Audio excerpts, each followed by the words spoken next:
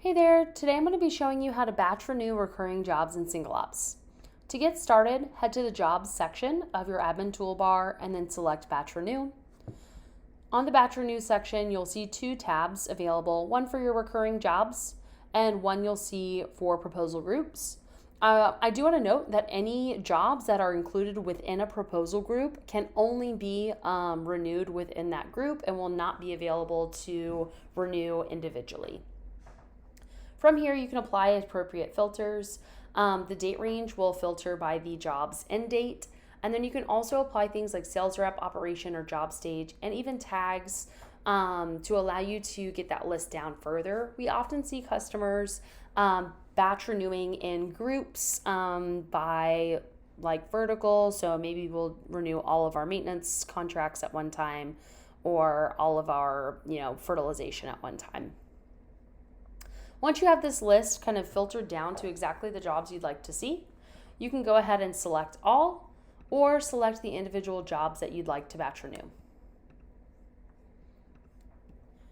The first section here will allow you to choose the new dates. The dates will default to be 1 year ahead of the current start and end date, which you can see here.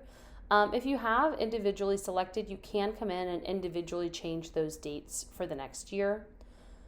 Alternatively, if you want a brand new start and end date to apply to all jobs selected, you can say for all jobs and make your current selection, and that will override the start and end date for all of the jobs in the list.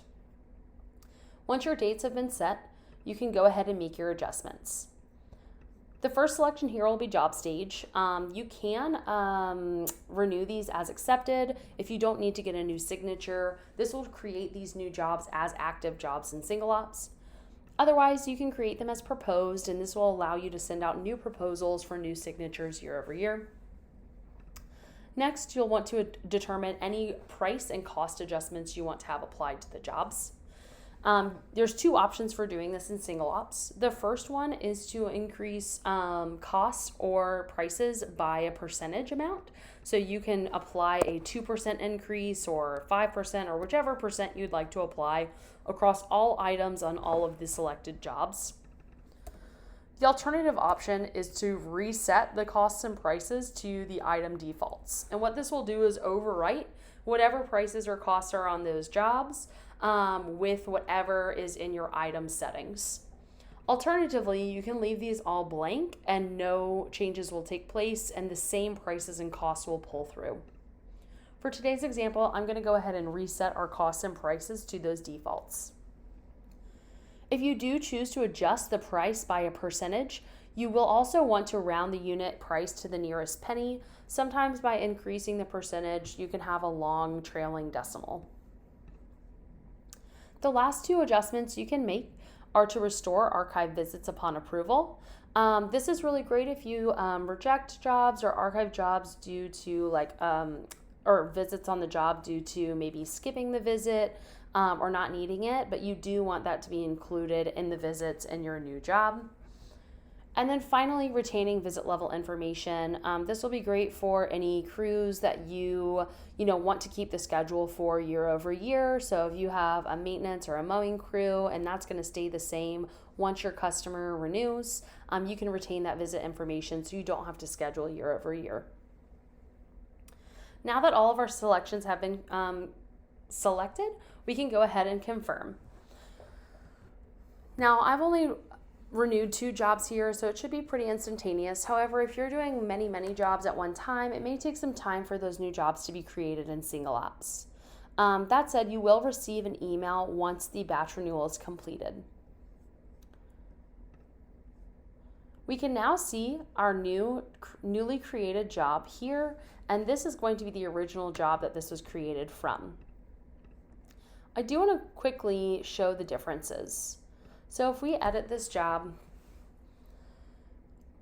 and look at the scheduling, we can see we have, some of these on the 1st, the 15th with the various assignees. Because we chose that last adjustment option to retain assignee and schedule information, when we edit the new job, we can see the same information is held onto here. Additionally, we can see that the price and cost information has been pulled through.